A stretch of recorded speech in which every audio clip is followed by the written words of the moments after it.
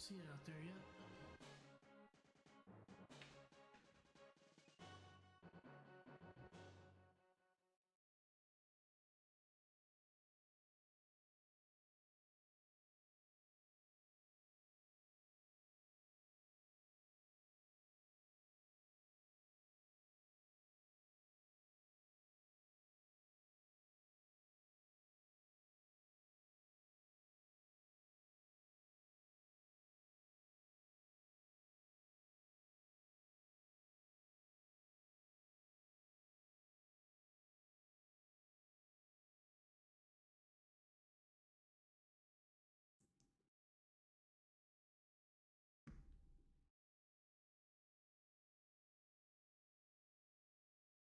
All right.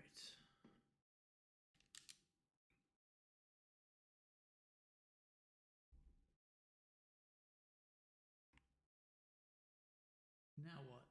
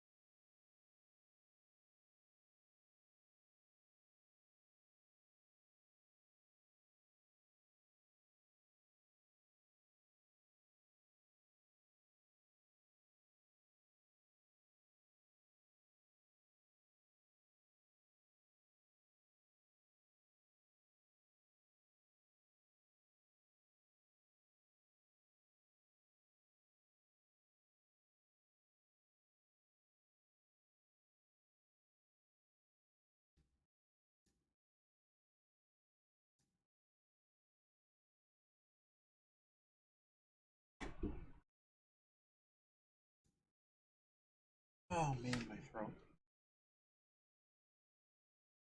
Get another snack. I don't know. I gotta fix this throat problem. Oh, Ant. All right, what was I listening to? I think Brian Dable can walk into that team room on Wednesday and tell the team that Russell Wilson gives us the best chance to win.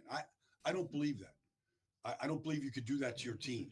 The body language of the receiver stinks when he's just throwing moon balls out there, that he's not reading the defense correctly and he's leaving guys in the middle of the field. But ultimately, that last series on the goal line at the 4-yard line, where it was 4 straight incompletions, including, 3 straight incompletions, because there was an intentional grounding where he just threw it into the tunnel, threw it into the Giant Stadium tunnel. It's just horrible. And Giant fans watched that on their home opener. And Brian Dable can't do this to Giant fans. They did it last year. It was awful. And it was their 100th anniversary last year of a proud football franchise. Giant fans are too smart. They're too smart to look at that product that they put out there on Sunday night going, this is our best chance to win. I don't believe it. I don't know what Jackson Dart is going to be. Obviously, he played very well in the preseason, and we know what that is. So we're not going to get carried away by that. But he started 45 college games and 40 of them at Ole Miss in the SEC against guys that he's going up against every single Sunday. They're on rosters right now that he played against at LSU, at Georgia, at Alabama. Like, I believe the kid's going to give him not just a spark, but I think the guy can play. And here's the danger. So it's danger 2 ways. One, what if you ruin the kid? Okay. What if he doesn't have success and, he just starts getting hit a lot. And there's a danger to that. There's no question. And it happens. And it has happened. But what if the points that I'm talking about that you're leaving on the field helps you win games. They could have easily beaten Dallas. They could have beaten Kansas City on Sunday night. What if you're leaving wins out there because the quarterback isn't making a good play? That's the other danger. Is what if you're losing games and you're telling your team that you're giving that this quarterback Russell Wilson is giving the best chance to win. So I applaud the decision. They made it here. I don't know if it's Jackson Dart going forward, he's a starter, or if Russell Wilson can go in there if Jackson Dart struggles, whatever. But I believe that this is the right move. All right, now we have some major injuries. Watching San Francisco last week against Arizona, it's a great game. Defensive battle. 13th play. Oh no. Hey. I didn't know you were actually going to be done.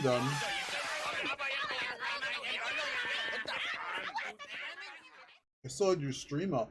I was having a little bit of snack here before we... Aunt has me playing this game, and because no one else is doing quad right now.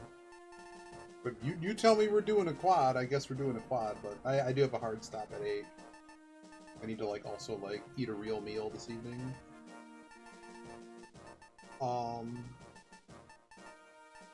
I did tell you about the kidney update, right? It's not much of an update. It's more story in a few weeks. Hopefully good news, but ELDR, anyone interested should still reach out to the donor clinic and all that jazz.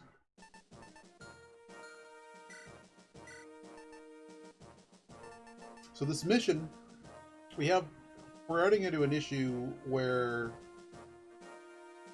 in order to get to, there's basically pirates or raiders that show up out of these mines and they take out the villages that give us rewards. So we have to basically blitz our way to the other side, the eastern side of the map immediately, and also have people that aren't going to get wrecked.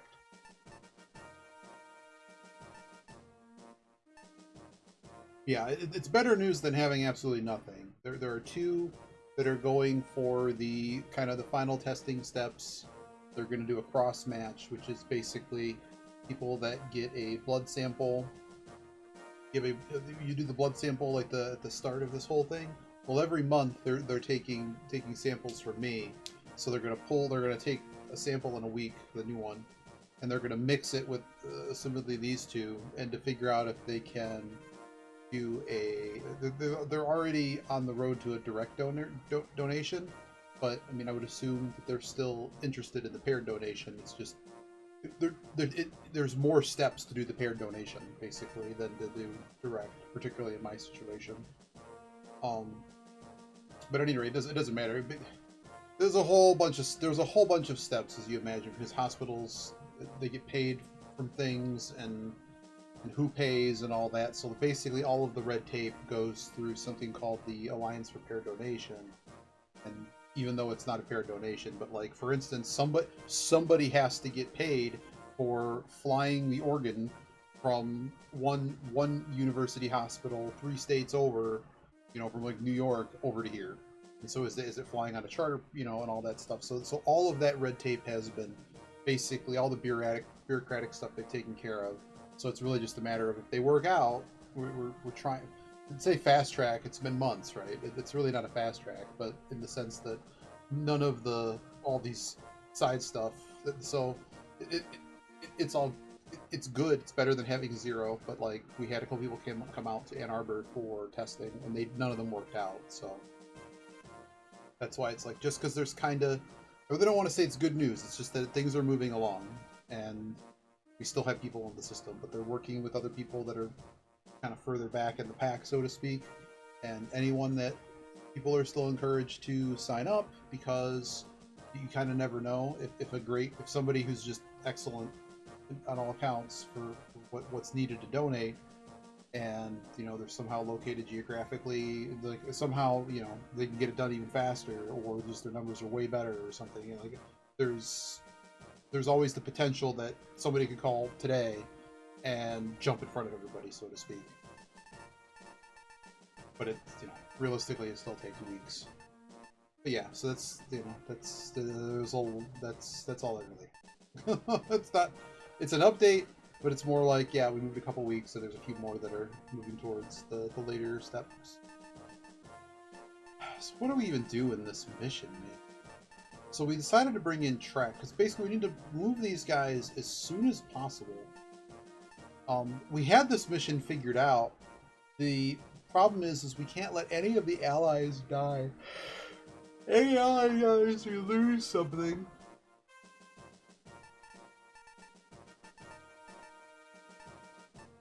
I think everyone's equipped enough, I hope.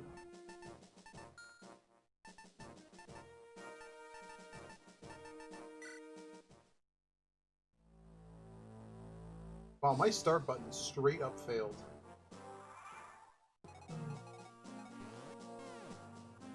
That's going to be a problem for Rando. I don't know how to fix that.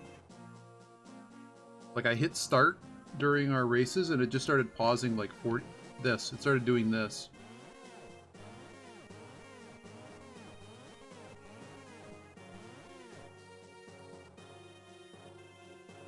I'll just buy a new one.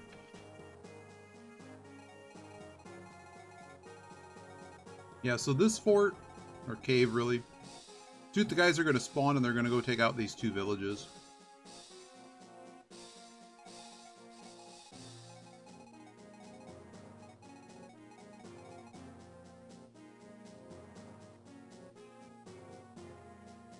They aren't impossibly strong or anything, so it is possible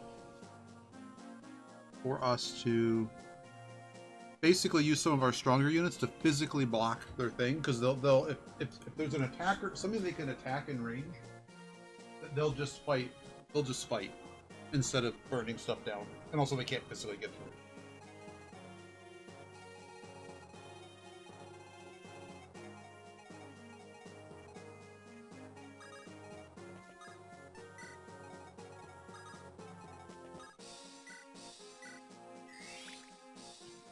The other issue is Ike. There's a new unit that's going to spawn here with 4 friends. And there's a group of Pegasus Knights, a group of 4 that's going to, and a unit that's going to spawn here. We have to have Ike, or I keep calling him Mike, Roy, talk to this guy. Followed by, I forget who. Somebody makes the Pegasus Knights neutral. And then somebody else.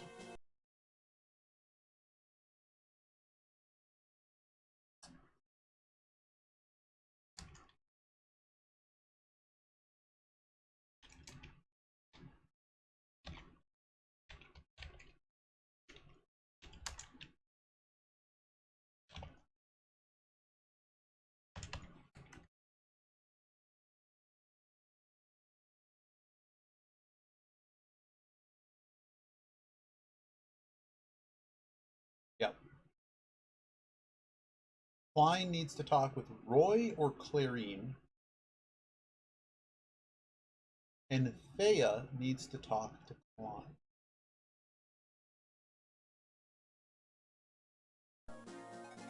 But Shayna can talk to this one to make the Pegasus Knights neutral as well. Make them neutral, doesn't make them join us. Oh boy.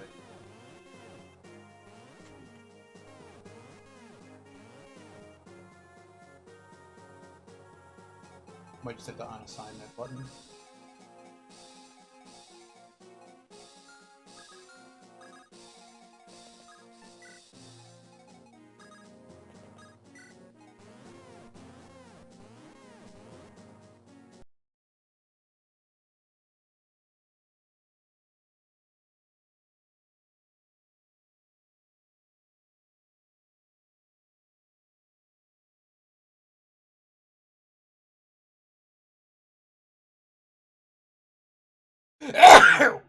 Oh god. It's just constantly hitting start. It's still constantly hitting start.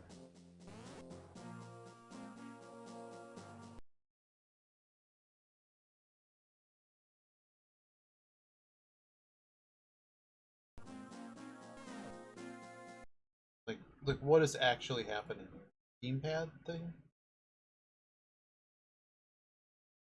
Game controllers.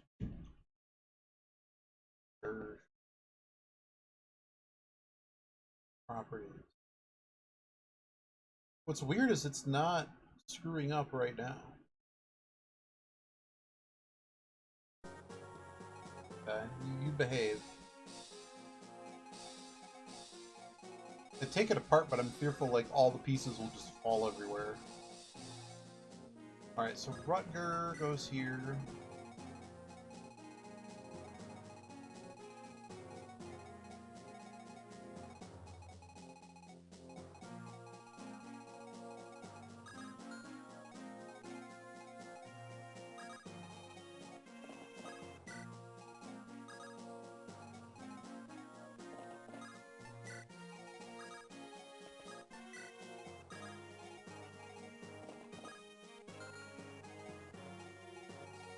Oh, I didn't give him a better weapon, did I? Just have an elixir.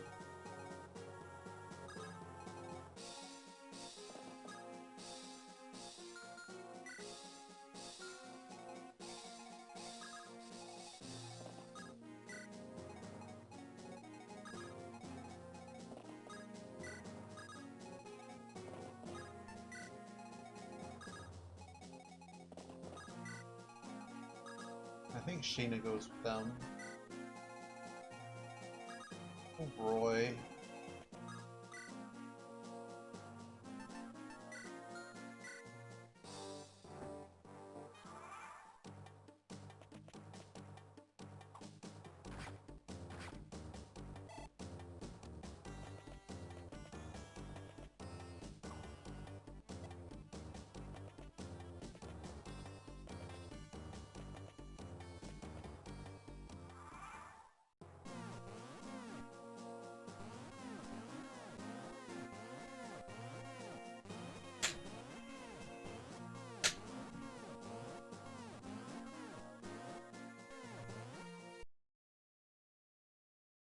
Okay, so is it doing it now?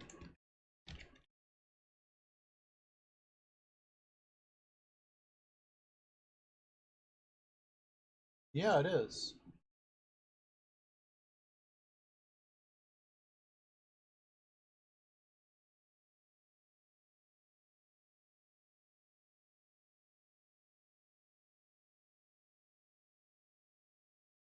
Just constantly hitting start because it can. Every one of these controllers, man. Now, it did fall on the ground yesterday.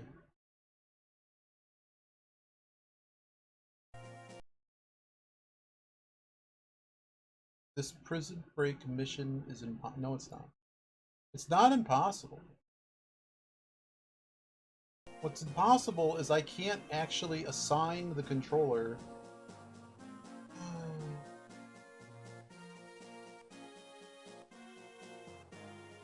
I wonder if I have a fresh one in box, or is this one was a fresh one? Shoot.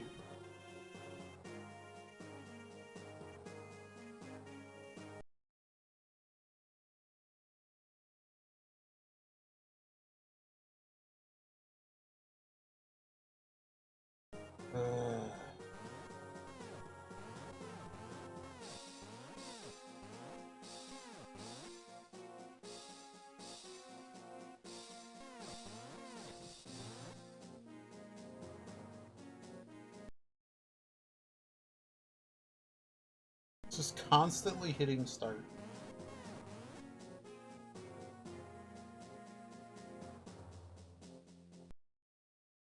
One moment.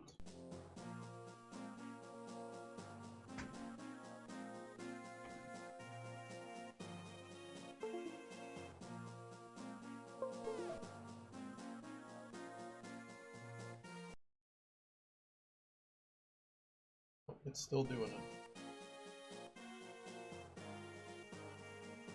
How do I unassign the start button when it's just continuously pressing buttons? Oh, I know how to do this. Unplug it, and then unassign it.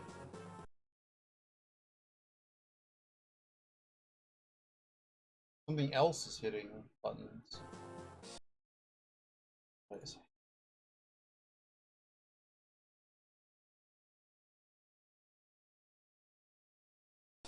What else is holding an input button? Am I doing this? It's unplugged, guys. Is this plugged in?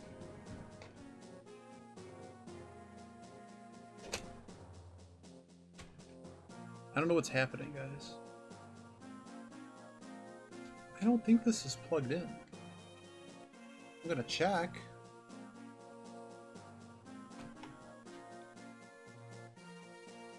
Oh.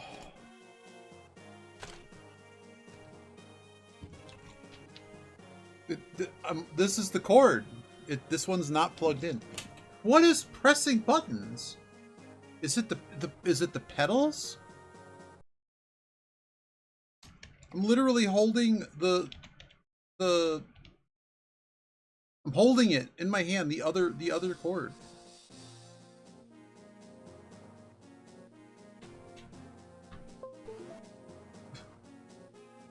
Ah!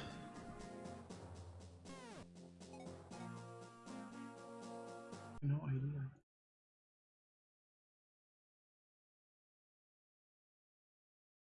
It's just constantly.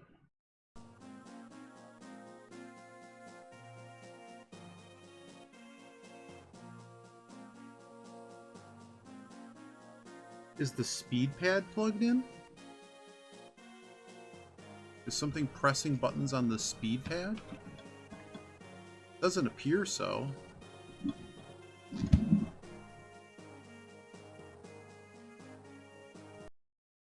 Something is pressing an input button.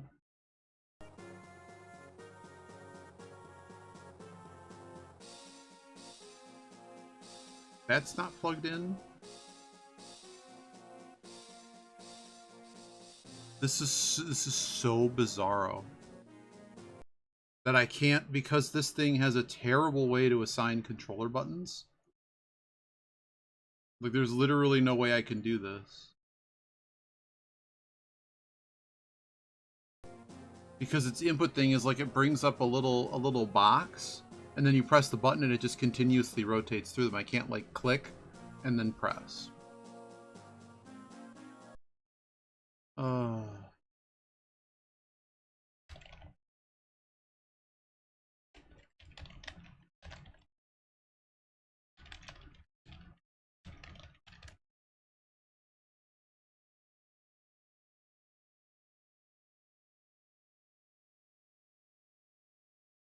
But I mean, it can't be from the controller. Wonder if it's the touchpad.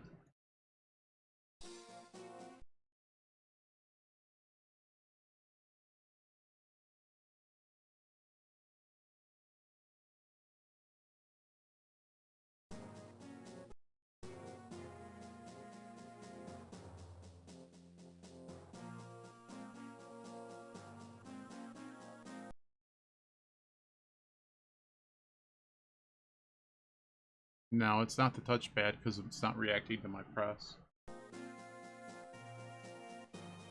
That's so weird. I don't know. I guess get to fight this.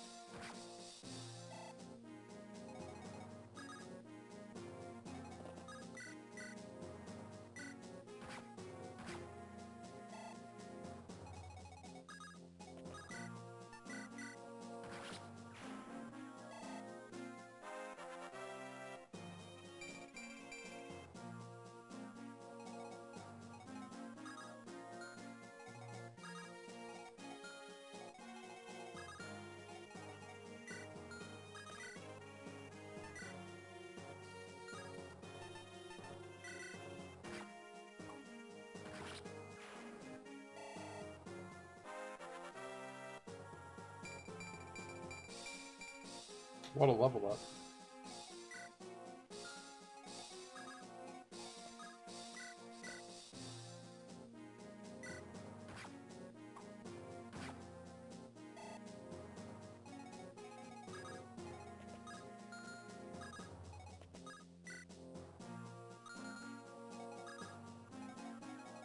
She can't go fast enough.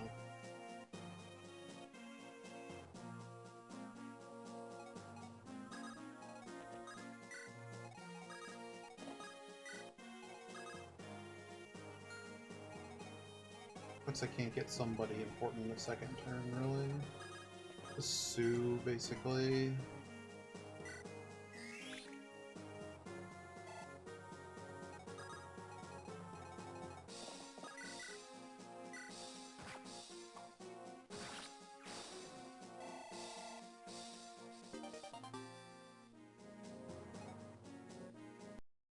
But at least the blocking here is done.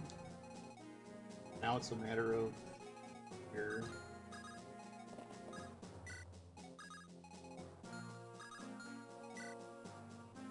The row is the one.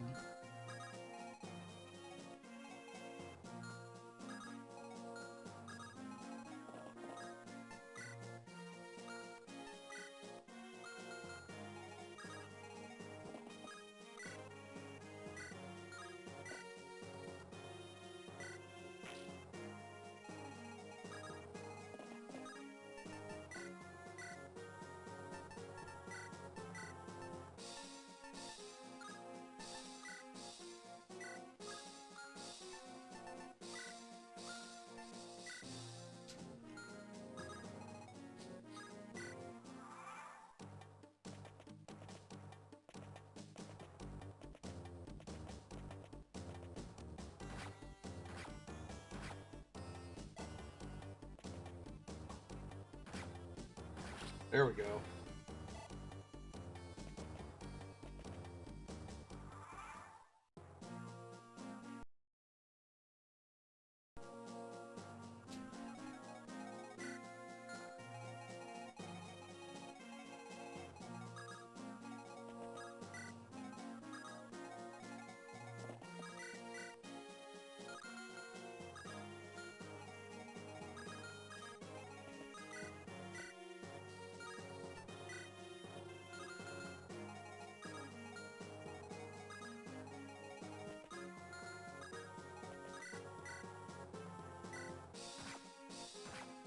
Yeesh.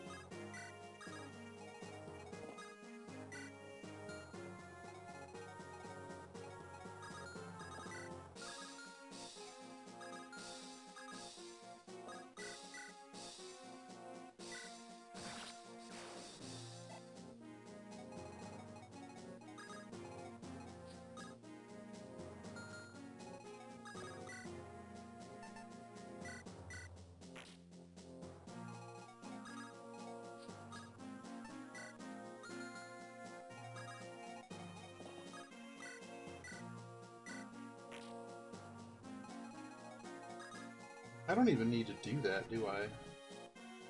I mean, we could just shoot for the... Just break it. I don't think anyone can get to her. Oh no. I forgot that he could get in. Let's try this again.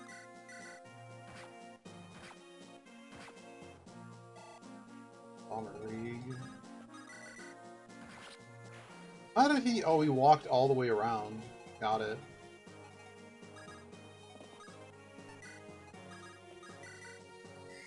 The one problem with the dancer class.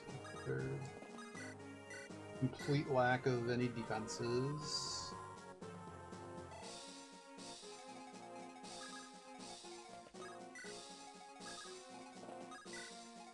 But I guess that guy's got three. He's got a longbow or some bullshit. So I don't know.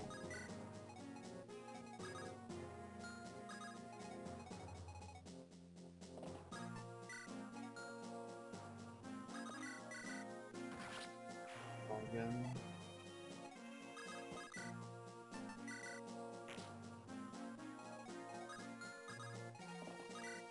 It's a bummer to waste equipment on this wall. And it doesn't actually give us any, you know. Yeah. Wait, she's a dancer and she can't dodge at all? Can't dodge at all.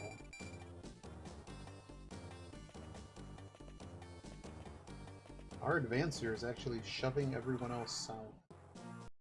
Alright, let's, now that I'm not screwing with the start button. Everything's breaking. Alright, so now we're in. Nothing worth stealing right now.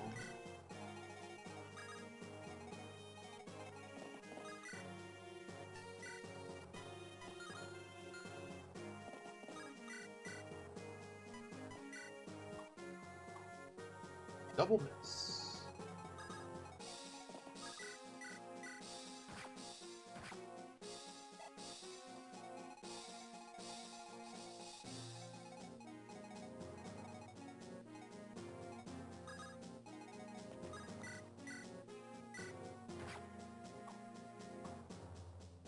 Disaster.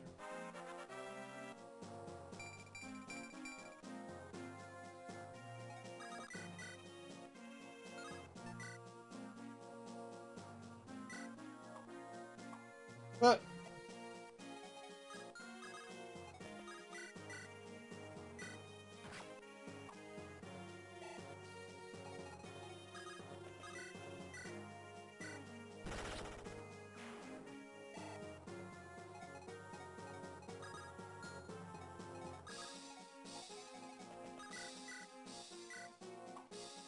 oh my word. Is everybody gonna miss?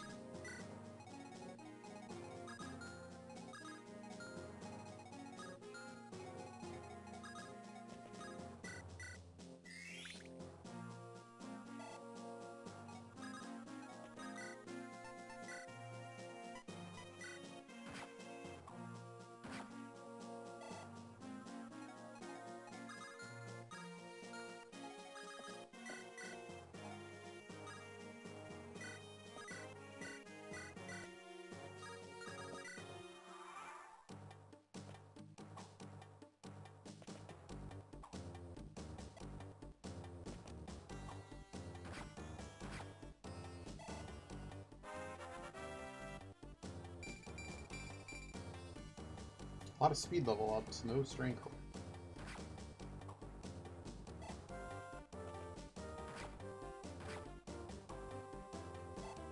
So we did give the one copy of Elixir that I have to these guys.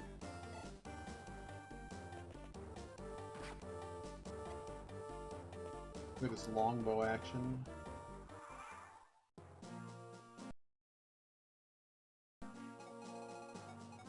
He probably needs to use that elixir as well. These guys should probably move in to where they need to, their actual positions.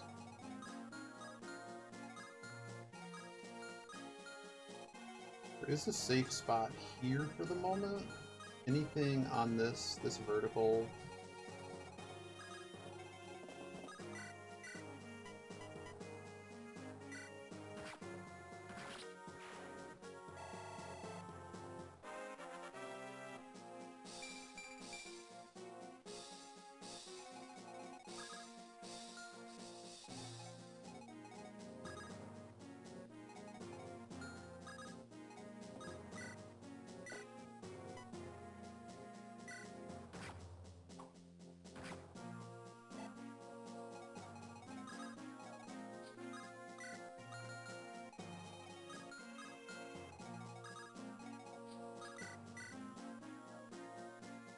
Man, she's so bad. She's literally terrible at this game.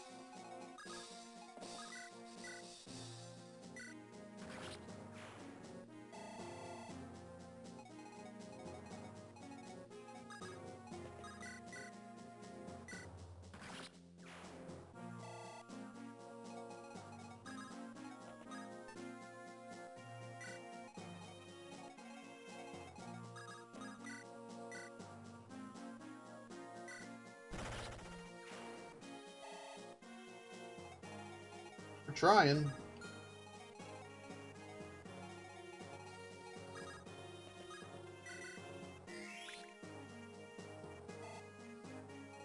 These both have triple shot? Only this one does.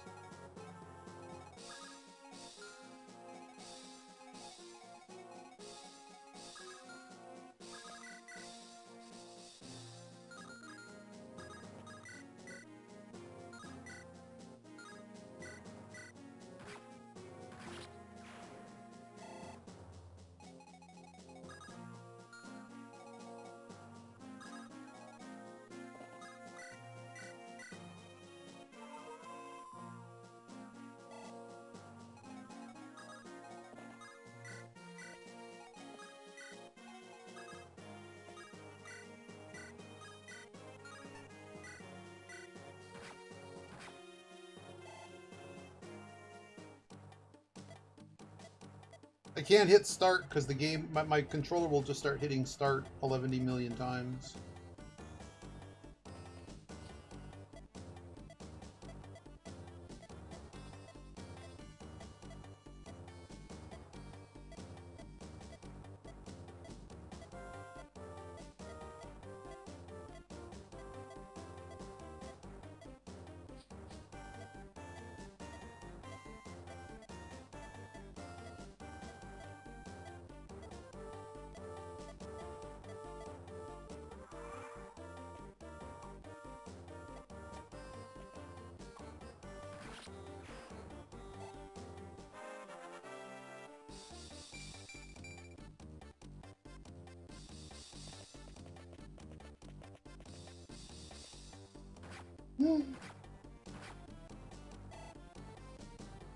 Uh-oh.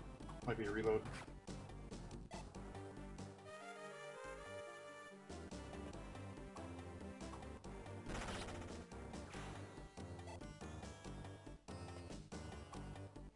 Huge miss.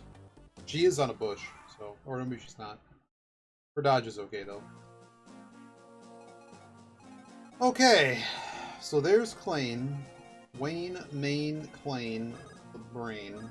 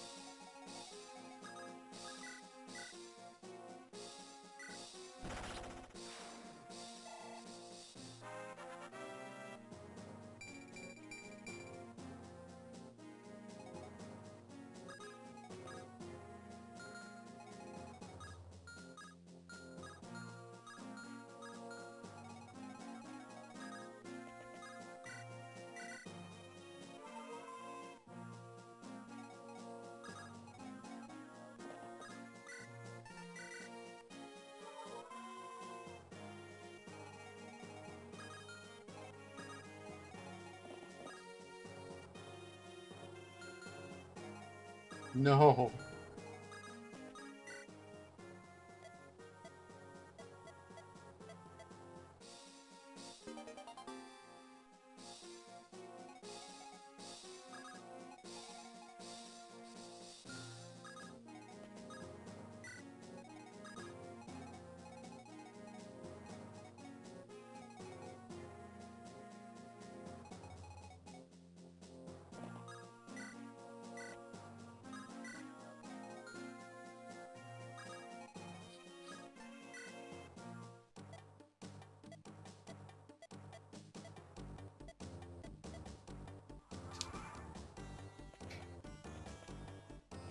Uh-oh. I knew I should have advanced him. I guess we're redoing the turn. I thought I was bringing that guy all the way down so he's on top of him.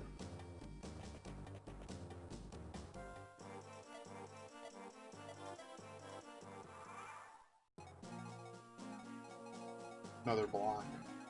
Fantastic. Yeah, it happens once and then you don't see it ever again. So.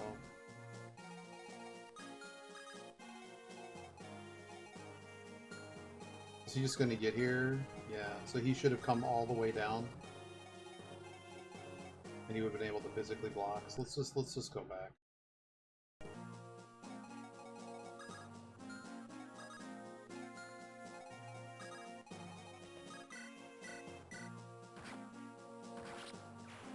Look up the solution. I mean, I don't know.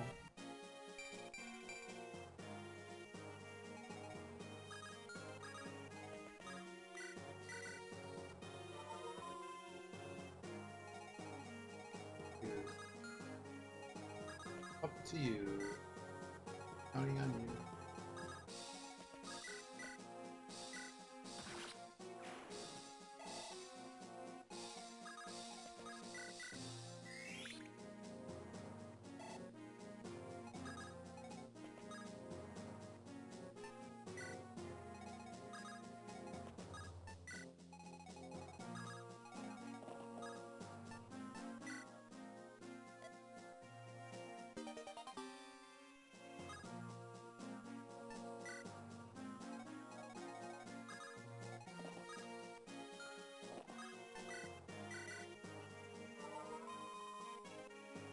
My original idea was to just do this.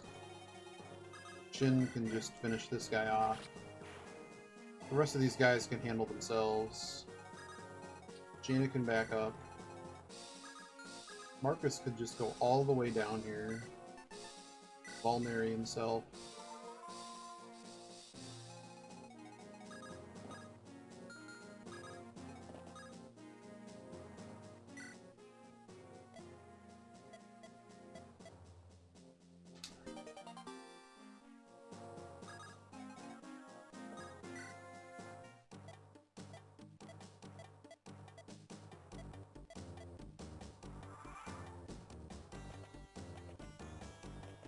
Close. I need a positioning where what's his face? See, he gets physically blocked and it's just bullshit.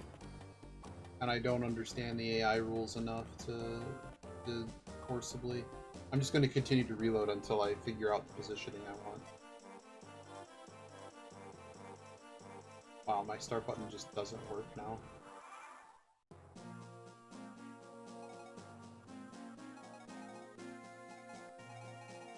Good news is I can just, like, eat strikes from him. We'll see if he engages. It might.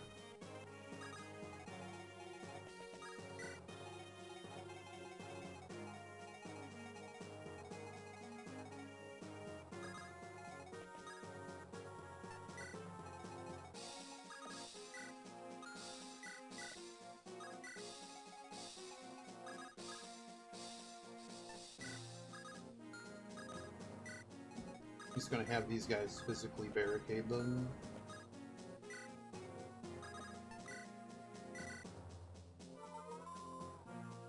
The stealth, I don't know, I was annoyed by it, and then it was fine. I don't see anything wrong with it. I have much of an issue with it, I don't... I was learning the game still, so that kind of gets put in there.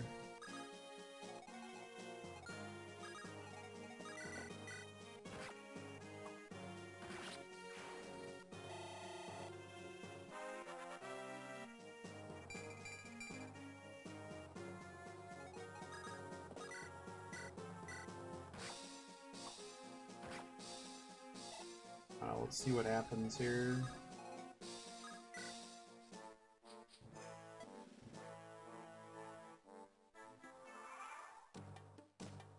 Yep, see? I figured that out with their AI at least. So we recovered that. It's just a matter of getting this other unit. You know. Oh god.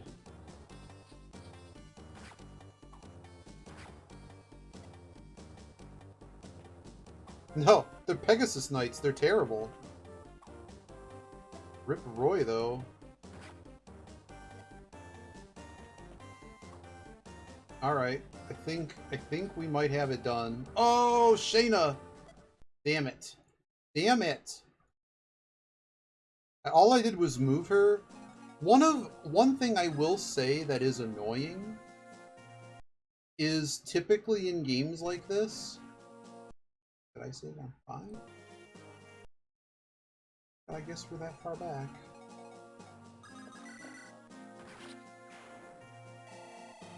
Damn.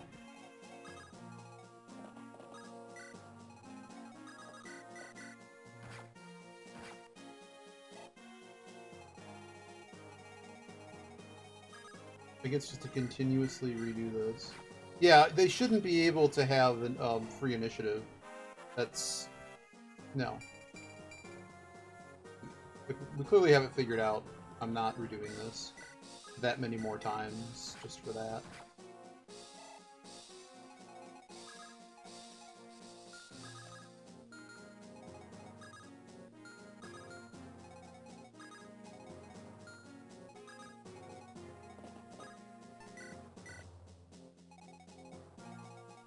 I don't remember what I did.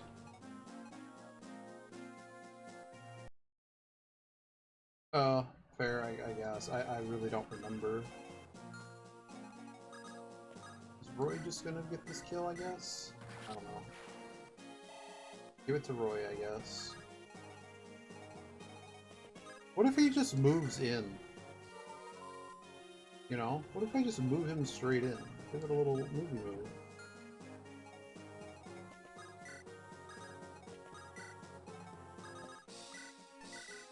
I mean, he's gonna dodge everybody.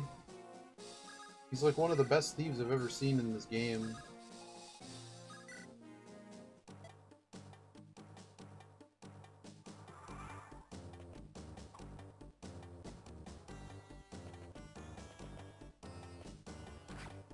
Oh my god. Never mind. They literally... What the... What? Straight bullspit. Do they have killer bows or something? Why did they all hit? 13 skill. Dude, they had like a 20% chance to hit. Every single one hit. That is straight cockamamie bullshit. Just go here.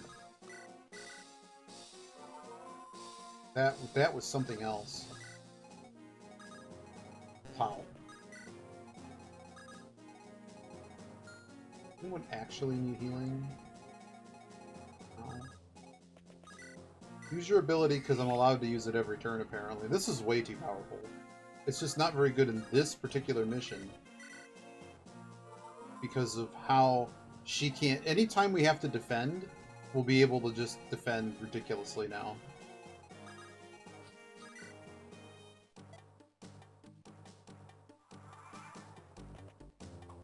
Now the start button just doesn't work at all. I have to, like, press it in. Hopefully none of these other ones can... Yeah, get him. Oh, it's probably bad that he's engaging. I should have just checked the...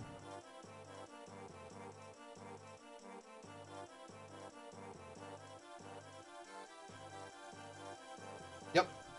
Gotta buy a new one. I do like this controller. I mean, I get a lot out of them for 20 bucks.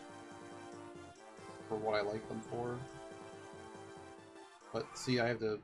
Like, now it's just not working at all. I wonder if I'm allowed to move the start button yet.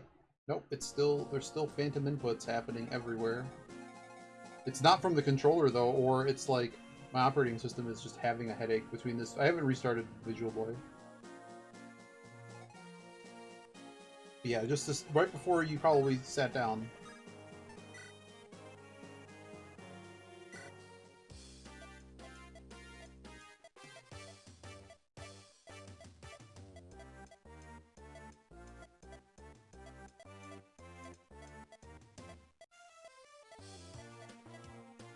Lord Avocado is his name now and forever.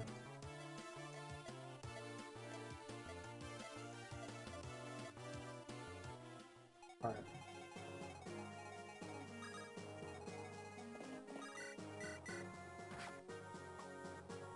Missed.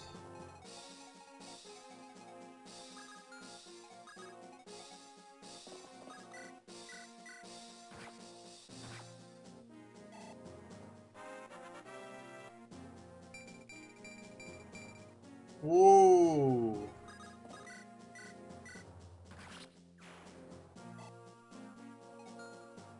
Okay. So how good is Clean the Wayne? Look at this bow! He also comes with $10,000.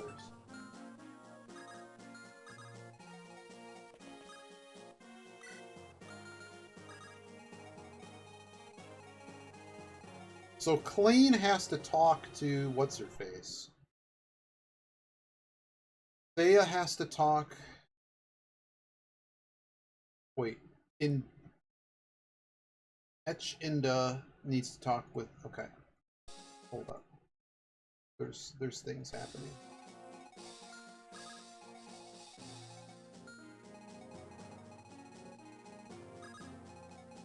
So they show up here. 1, 2, 3, 4, 5, 6, 7.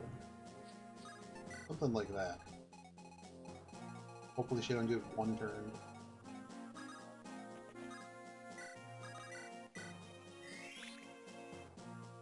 I don't think this is who this person needs to talk to. But I'm gonna do it anyway.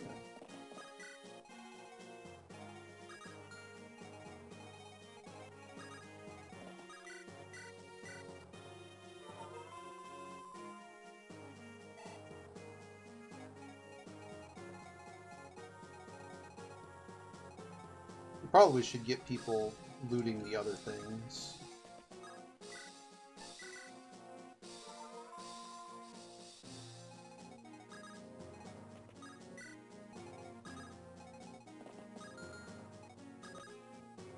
You don't think who's what? What do you mean?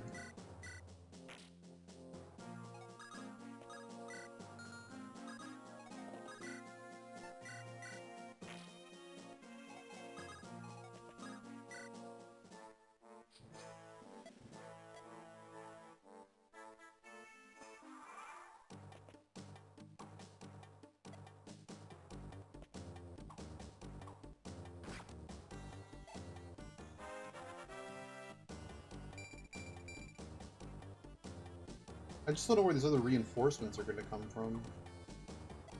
Well, there's Tate right there.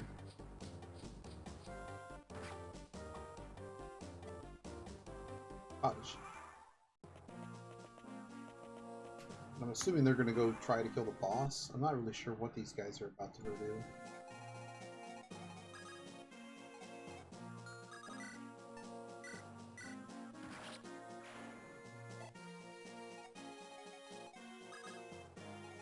But Astor is going to go steal the other town stuff so that that can't get destroyed.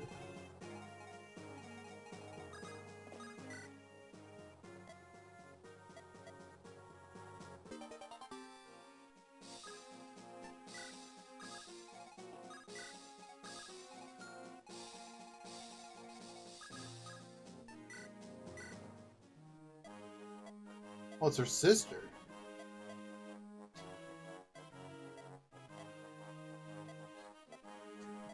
Yeah, we don't have to fight.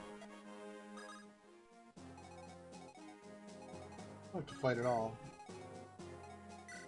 She's gonna just sit there?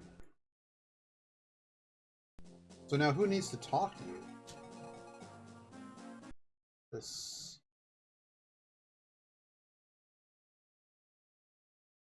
You are 8. which I'm assuming is supposed to be Thea. Papa Kwan.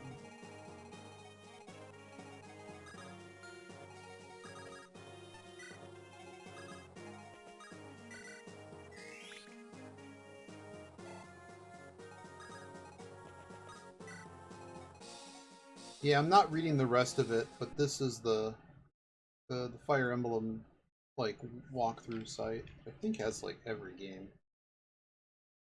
That's what I mean. I feel terrible for Nick. I know Nick.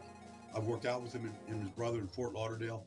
I know how hard he trains, and he was playing great football through 2 weeks and 13 games. He was really looked like Getting ready for Thursday night. Bosa of, close to that level that when he was Defensive Player of the Year a few years back.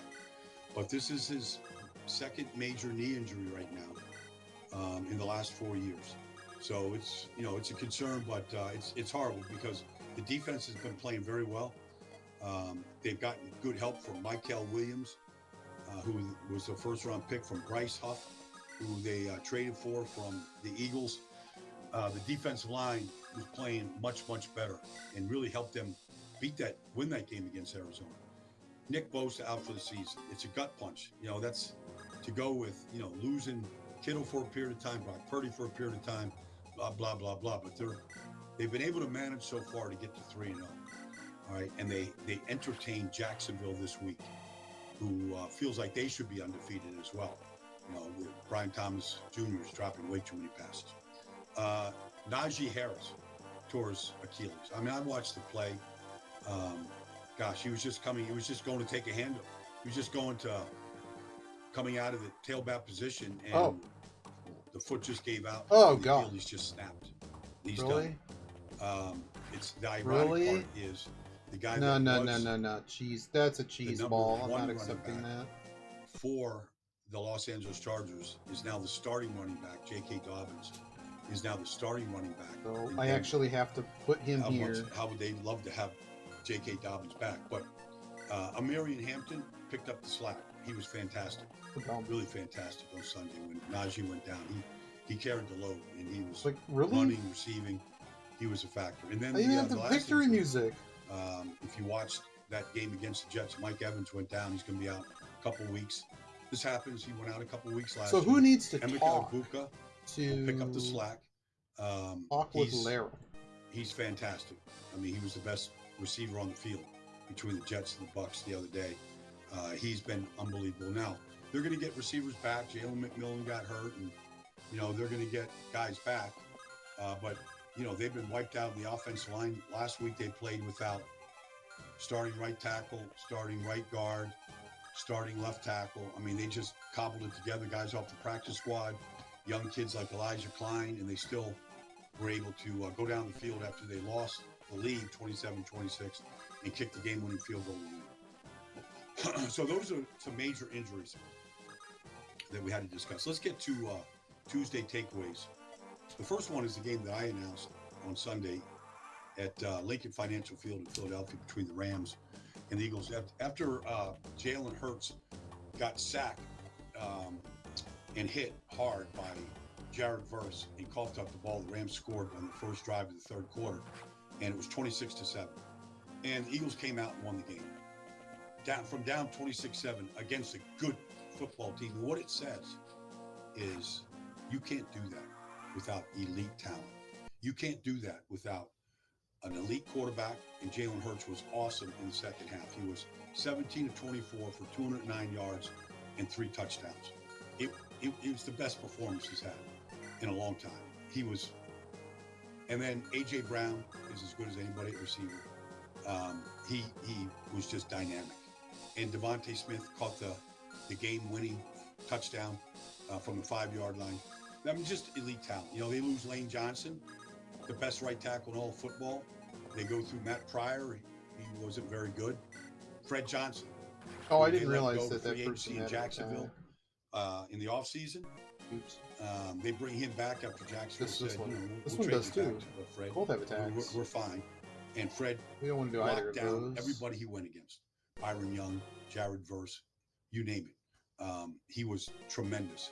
And protection was very good. And then they blocked two We'll field fight goals either of late in the those. fourth quarter, including the you know the field goal with no time left on the clock by Jordan Davis, who ran with 61 yards to give them an extra score. He looked like what he was, 13th pick in the draft. I mean, he's running 61 yards with the ball in his hand. His own teammates can't catch him.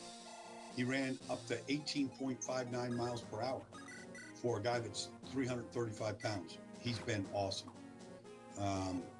You can't come back from 26-7 without elite talent. Zach Bond had another unbelievable game, intercepted Matt Stafford. Saquon did enough. He wasn't great, but he did enough. They just have elite talent. That's how you do that. My next Tuesday's takeaway is Cleveland Browns beat the Green Bay Packers, the undefeated Green Bay Packers, and they beat them up.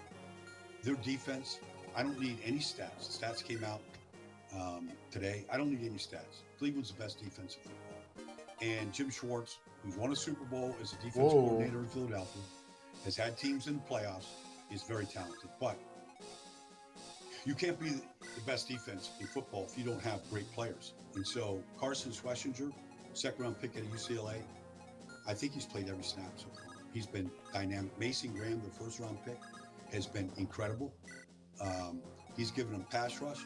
They stopped the run. Last week, Josh Jacobs, ran 16 times for 30 yards.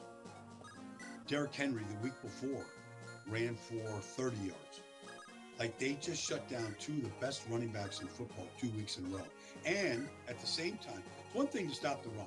You can sell out, blitz the run. You can do all kinds of stuff to limit a running back. But usually you give up plays in the back end. Cleveland still sacked Jordan Love 5 times, hit him 8 times. And they did it with twist stunts and rushing 4 and Myles Garrett. And Cleveland is the best defense in football. That's a takeaway. The battle at SoFi Stadium last week between the Chargers and the Broncos. More stuff coming. From where or how, I don't know. Atmosphere. Chargers scored 10 points in the final 4 minutes to win the game. They lose the starting right guard, Mekhi Becton. They lose Trey Pipkins, the starting right tackle. They lose Najee Harris.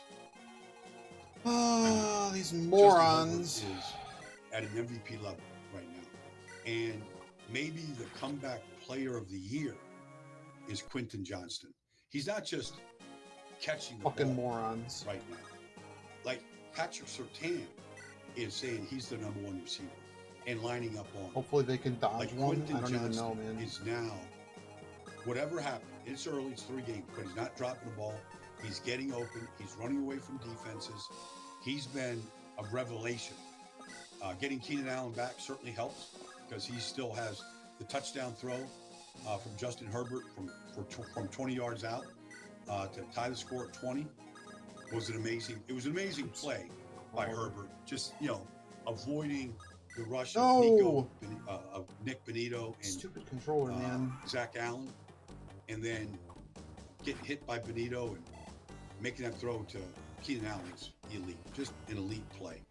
That made them go away. 2 very good teams. But Denver has collapsed 2 weeks in a row. It's a concern. The defense is still very talented. But the Colts came back to beat them last week. Obviously, they had a chance to the field goal. They missed it. And then the Chargers came back from a 10-point deficit. So I just don't understand why that's part of this stupid-ass mission. Last night, we all saw Detroit take the this is a stupid mission. And week 1, when they lost to Green Bay, you thought, okay, losing the coaches, losing the center, Frank Ragnow, losing the right guard, Kevin Zeitler, it caught up to him. Except it hadn't caught up to him. Last night, their offense clicked, as well as any offense that I've watched in football this year. Yeah, they were so good. They ran the ball for 225 yards. You saw David Montgomery rip off a 75-yard run. They played not good. They played great up front. Tate Ratledge, the new right guard. Glasgow, the new center. The new left guard. It was really something to watch. They ran basically the same inside zone plays, and they just pushed the Ravens around. And they protected Jared Goff. I mean, he wasn't sacked in the game. First game in years, the Ravens didn't get a sack. The other thing is, we know that Dan Campbell is somewhat of a riverboat gambler. He went for 3 4th downs, including one on their opening drive last night. Not only did they convert all 3 4th downs, but they scored touchdowns on 2 of them. And for each 4th down attempt, they had a completely different play. I mean, you saw Amon-Ra Brown's line on in an offset fullback position, take the handoff from Goff, and then run a pitch option with Jahmyr Gibbs for a touchdown. I mean, they had different plays for the 4th downs. And they, you know, in the final one that put the nail in the coffin was the play action fake to Jahmyr Gibbs off of the same run that they had run all day long against the Ravens. And they leaked Amon-Ra out, and he beat Marlon Humphrey, I think. He also had a holding call on the play, but they got what they wanted. I knew I should have killed this asshole 2 weeks several turns ago. Dynamic. They were the best offense in football last year. Literally just was sitting. The thing that's interesting is I don't think they blew an assignment on offense last night. Assignment, perfect football. The wide receivers knew exactly who to block, just screw this how to get in position, how to block without holding or doing anything stupid. Like they just executed. They just out-executed Baltimore. If Baltimore blitzed, they picked up the blitz. They had an answer to the blitz. It was as efficient a football as you're going to watch. My final takeaway is Washington just completely wiped up the Raiders. And this is the first game under Dan Quinn that they have played without Jaden Daniels at quarterback. He started all 20 games last year, first 2 games this year. All right? He's a talented kid. We'll go to Marcus Mariota. Well, Cliff Kingsbury came up with a game plan. They came up with the most creative ways to run the football. And everybody participated. It was Debo. It was Marcus Mariota. It was Bill Krosky-Merritt.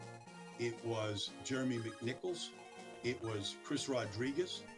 They had unbalanced lines running at weak, unbalanced lines running strong. And this is with 2 new guards.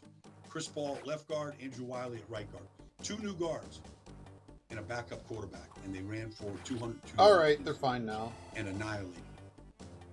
That was kind of easy. I just needed to not do it. Credit Marcus Mariota. Fuck. Like he, at one point, was with the Raiders. Chip Kelly, his old college coach, is calling plays for the Raiders. He put on a performance. It's the single best game I've seen Marcus play in a while. He was accurate when he had to be. He didn't have to do that much. But the decision-making in the run game, the calls, the unbalanced lines, it shouldn't be this. How this they is dumb. got the Raiders it off shouldn't balance. be like this. It was really, really impressive watching them operate and just take the Raiders apart on offense. So congratulations to Marcus, Cliff Kingsbury, the offensive line, the running backs, all 5 guys who carried the ball, all did a terrific job. So that's been my Tuesday takeaways. We'll be back here tomorrow, Wednesday. Just go download that Odyssey app and look for the Best Football Show, and I'll be here. Thanks for joining me, everybody. This has been Brian Ball. Yeah, I have it. It's just the dumb positioning with not knowing what was going to show up, and I don't see a reason to redo this mission like 20 times to wait for that to happen. Annoying.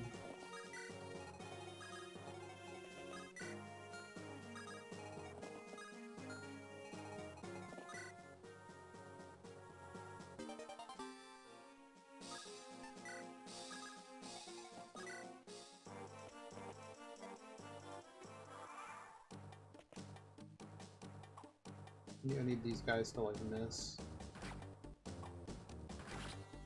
The thing I was watching was this.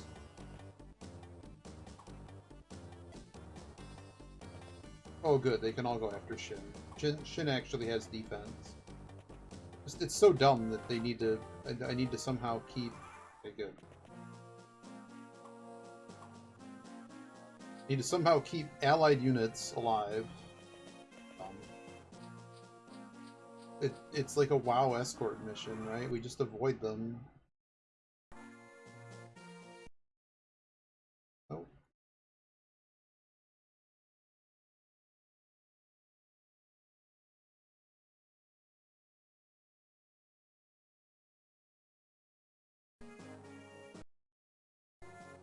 But I feel if we started from the beginning, we'd be able to repeat this pretty reliably. It's just a lot of annoying steps to put them all together. So, one example of where an RTX SoC could be a play would be maybe streaming from cloud-based solutions that are maybe powered by NVIDIA DGPUs to handheld devices that have some kind of on-the-go capability via the SoC that's on the part. Another example might just be handhelds in general. It could be gaming consoles, where NVIDIA has been largely absent, with the exception of, most notably, the Nintendo Switch. It's not in the Microsoft solutions, not that Microsoft has much of a solution. Anyway, at this point, it could also be useful primarily for laptops, and that's where we think they're going to focus, partly because that's what they talked about in their web conference that we'll come back to in a moment, but especially given the rumors of the MediaTek collaboration with NVIDIA for the N1X solution, which is rumored to be for laptop devices. And there's a lot more they could do with this. So the follow-up web conference focused on laptop devices and NVIDIA offering Intel access to its RTX chiplet solutions for silicon for use in Intel's own laptop solutions. And we'll come back to these points in a moment. Let's continue though. NVIDIA also said this, quote, NVIDIA will invest $5 billion in Intel's common stock at a purchase price of $23.28 per share. The investment is subject to customary closing conditions, including required regulatory approvals, end quote. So at least as we're filming this, this isn't actually done yet. It's just agreed upon and it needs to be approved. And the US government carries its own biases to approve this acquisition of some of the shares of Intel by NVIDIA, because the US government's acquisition price of 10% of Intel was $20.47 per share. NVIDIA's was $23.28. And as we wrote this on Thursday, Intel was around $32 per share. So that's a pretty big jump in the stock price already from the US's price of $20.47. That means Intel stock shot up 29% within just hours of this news breaking. Now, we're not stock people, and we don't pretend to be, but our understanding is that this is Intel's best trading day since 1987, which is the same year that Andy Grove was appointed CEO, author of Only the Paranoid Survive. It does seem to be just a little bit of irony here in saying the words Only the Paranoid Survive while talking about potential concerns of the parties that are currently circling Intel like vultures. Now, of course, they also talked about AI. NVIDIA wrote this, quote, AI is powering a new industrial revolution and reinventing every layer of the computing stack, from silicon to systems to software. At the heart of this reinvention is NVIDIA's CUDA architecture. And they wrote that NVIDIA's founder, CEO Jensen Huang, said this. Now, some quote here from him again, this historic collaboration tightly couples NVIDIA's AI and accelerated computing stack with Intel CPUs and the vast x86 ecosystem, a fusion of two world-class platforms. Together, we'll expand our ecosystems and lay the foundation for the next era of computing, end quote. Now, they also included a block quote that they say is from Lip-Bu Tan, CEO of Intel. Quote, Intel's x86 architecture has been foundational to modern computing for decades, and we're innovating across our portfolio to enable the workloads of the future. Intel's leading data center and client computing platforms, combined with our process technology, manufacturing, and advanced packaging capabilities, will complement NVIDIA's AI and accelerate leadership to enable new breakthroughs for the industry. We appreciate the confidence Jensen and the NVIDIA team have placed in us with their investment and look forward to work ahead as we innovate for customers and grow our business, end quote. Now, before this, as a reminder, investment firm SoftBank also invested $2 billion into Intel. SoftBank also has or has had ownership in competing companies like TSMC and ARM, which it recently tried to sell to NVIDIA before regulatory rejection. So it's like a crowdfunding campaign, except instead of normies, it's for multi-billion-dollar mega corporations, and they're all somehow connected to each other. We've got TSMC, ARM, NVIDIA, AMD, Intel, and there's some form of codependency between all of them. Maybe, you know what? Maybe they should be the ones selling the blind eye t-shirt at this point. CNBC reported that, quote, White House Deputy Press Secretary said in a statement Thursday that the partnership was a, quote, major milestone for American high-tech manufacturing, end quote, for both. Now, the company has also held a webcast after this initial announcement, so we'll go through that as well. So NVIDIA CEO Jensen Huang and Intel CEO Lip-Bu Tan held a joint press conference where both CEOs addressed a variety of topics regarding the new partnership. And they've been taking some notes from Bloomberg because the call started with this. The content of today's call is NVIDIA's property.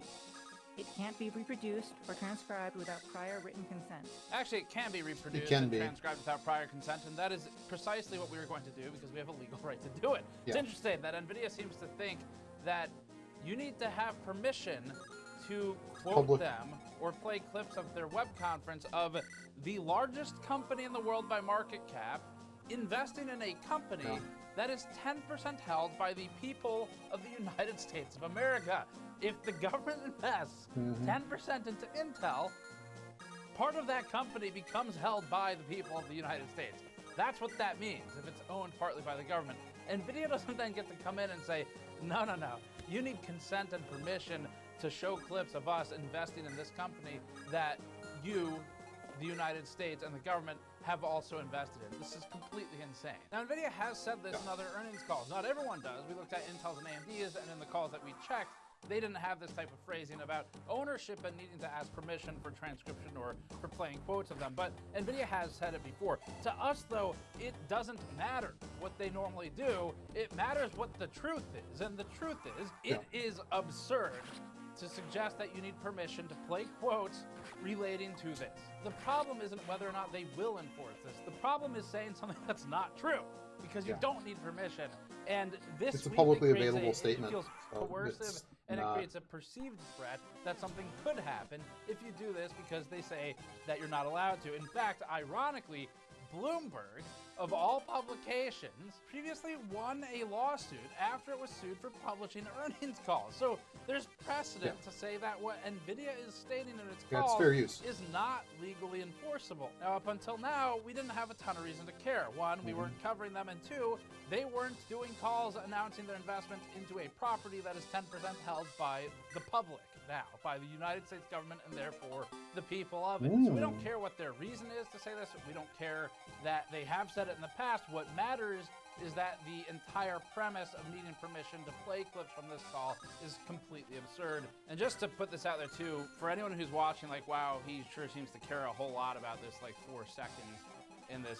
I do. I mean, I actually really do care about it, and it is because I don't like the idea that companies will even attempt to enforce or suggest that you can't take quotes of their executives of publicly traded companies that basically control government decisions these days and enforce what you can and cannot play to an audience to show what they've actually stated. This, however small it may seem, is another step in creating a coercive environment against free coverage, free reporting, and in that capacity, free speech.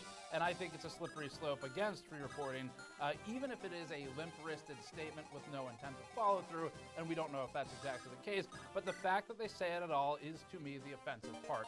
And so as far as NVIDIA saying that in order to play clips of their call, you need to ask them permission, I say, fuck you, make me. All right, let's get into the call now.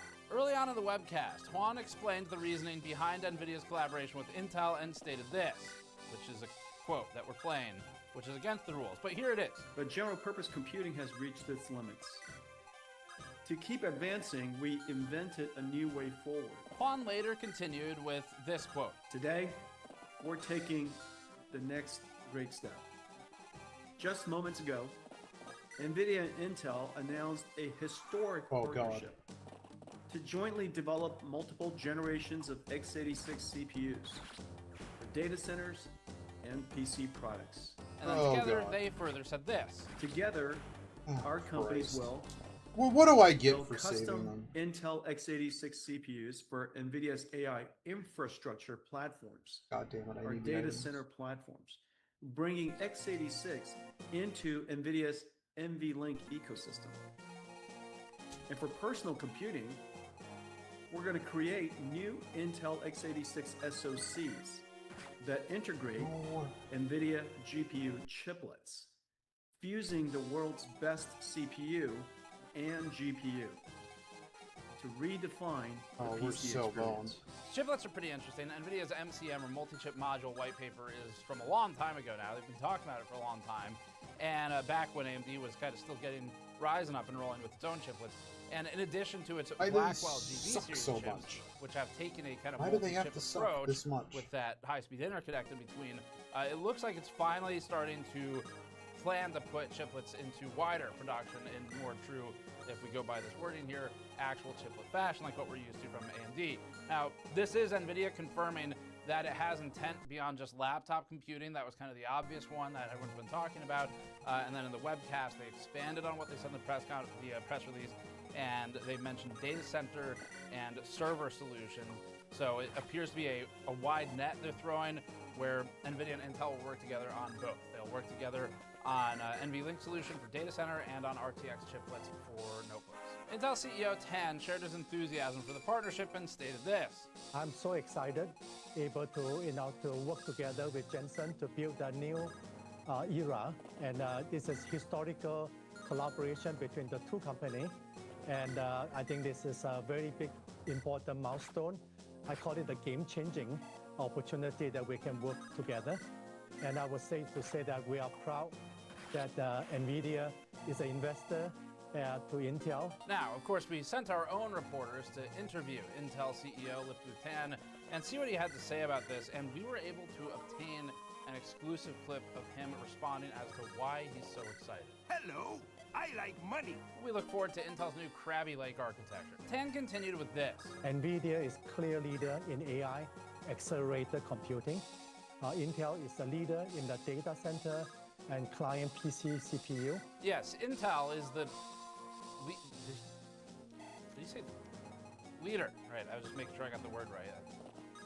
No judgment, just, you should set ambitions for as high as you can aim. Intel says it's the leader, and by leader they mean second place, or maybe third, depending on how you count, or fourth, depending on how you factor in ARM. But the actual leader will soon own $5 billion of Intel, or about 4% according to Reuters. So later in the call, NVIDIA and Intel got into some additional details, and NVIDIA CEO Jensen Huang noted that 150 million laptops sell per year, and noted that NVIDIA is mostly present in gaming and workstation laptops right now, meaning sort of the lowest of the low end, or the devices without a DGPU. That leaves NVIDIA out, obviously. Huang then stated this. There's an entire segment of the market where the CPU and the GPU are integrated, and it's integrated for form factor reasons, maybe it's for cost reasons, maybe it's for battery life reasons, all kinds of different reasons. And that segment has been largely unaddressed by NVIDIA today.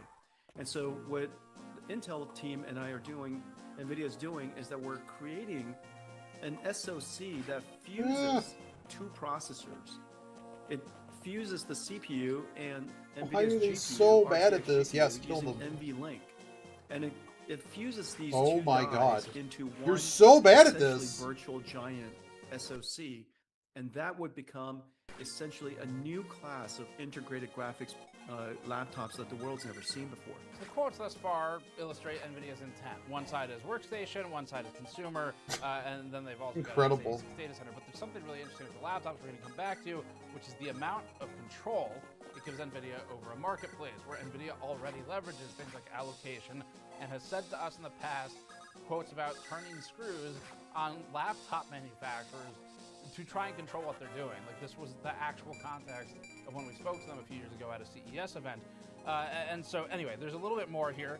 Later on during the Q&A, Tan stated this. And I think clearly it's all about the scale, and in terms of the best of GPU accelerator, and then the best of 86, and then with the NVLink linked together, and then able to scale. And some of the market that we both are doing well, but we can expand even more. I feel we have to clarify here on behalf of Intel's CEO.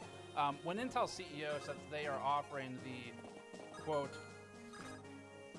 the best of 86, end quote, of course he was referring to the rubric that,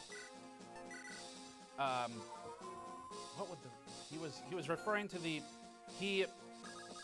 first is the worst, second is the best, and third is the nerd. That's what he meant by best.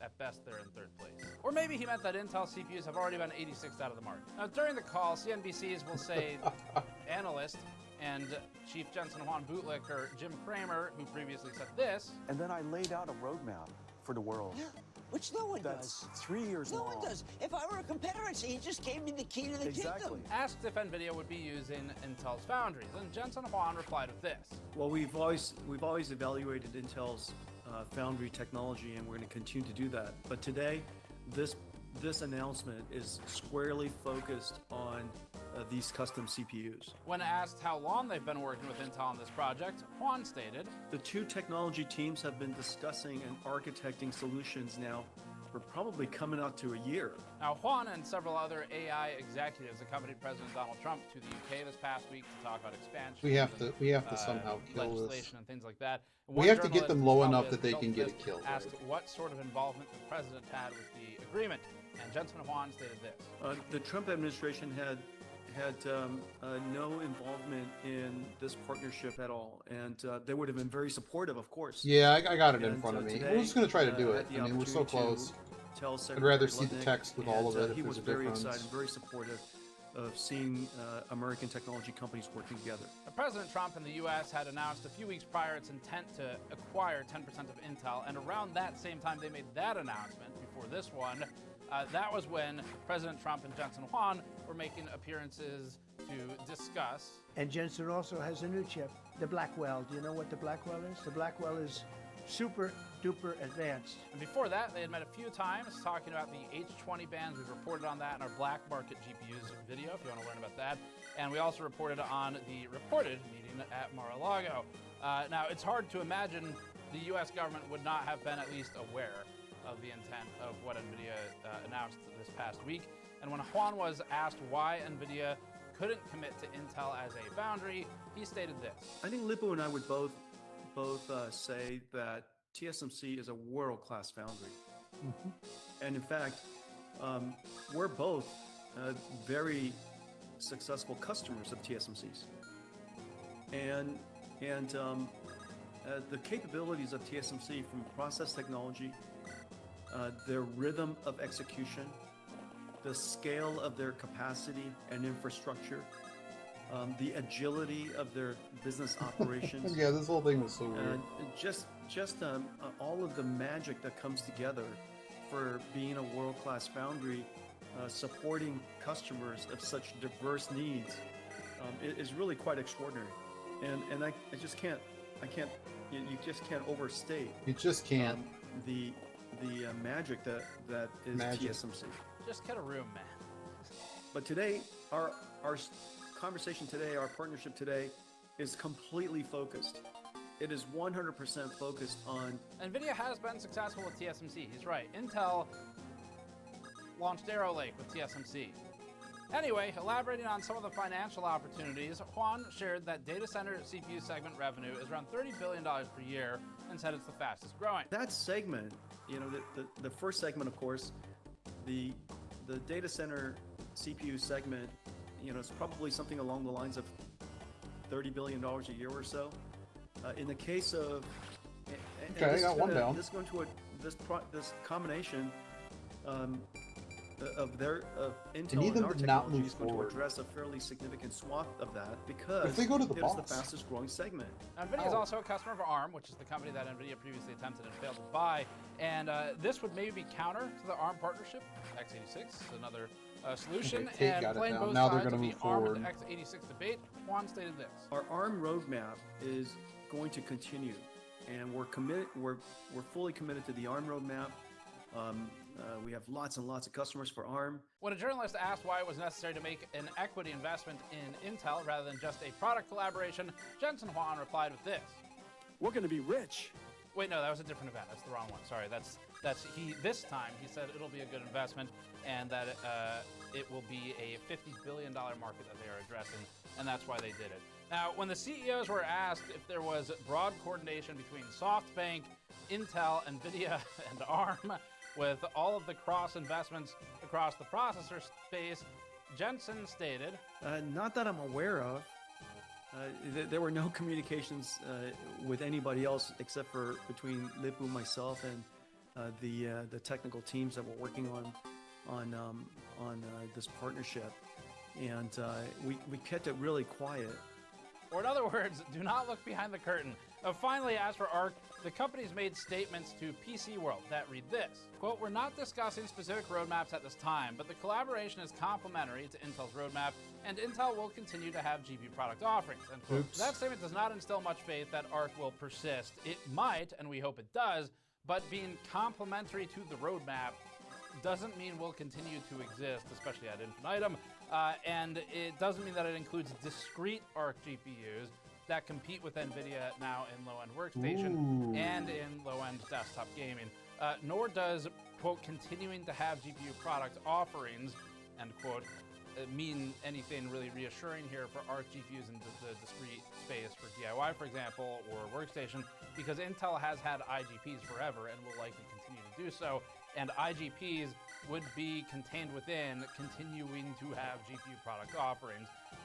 And likewise, Intel and NVIDIA have already stated that they're working together on RTX chiplet solutions, and that might also be counted towards that.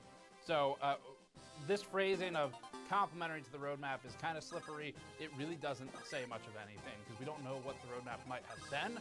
It could be complementary to the cancellation of ARC for all we know. Now, I think it will persist for a while, but we'll see what that actually means, and it's hard to see there's no influence here at all. So we think this is a risk vector for ARC. Intel's ARC Pro B50 just got a bestseller status on Newegg in the past couple weeks, competing to NVIDIA's more affordable lower-end workstation cards largely because of the VRAM capacity, and that would be prior to NVIDIA's announced investment here. Broadly speaking, Intel Arc has just started to begin to compete with NVIDIA, so the timing, we think, couldn't be worse for Intel's GPU division. It just seems like there will almost certainly be influence in some way. Another factor to consider is that this partnership may ensure AMD maintains a distant second in all the markets it plays in, so that NVIDIA can maintain its monopoly. It helps box out AMD, we think. Laptops are a particular area of focus, and there's some behind the scenes of what happens in the industry here that you might not be aware of, and you should be, which is that OEMs, or the actual manufacturers, align their embargoes with NVIDIA. If there's a new laptop coming out and it has new Intel and new NVIDIA components, it's the NVIDIA part of that equation that gets all the effort, all the focus, all the marketing, the embargo alignment, and the biggest push. NVIDIA works with the laptop makers to support them during these to the extent that they are sometimes ones sampling the laptops themselves, not the laptop manufacturers.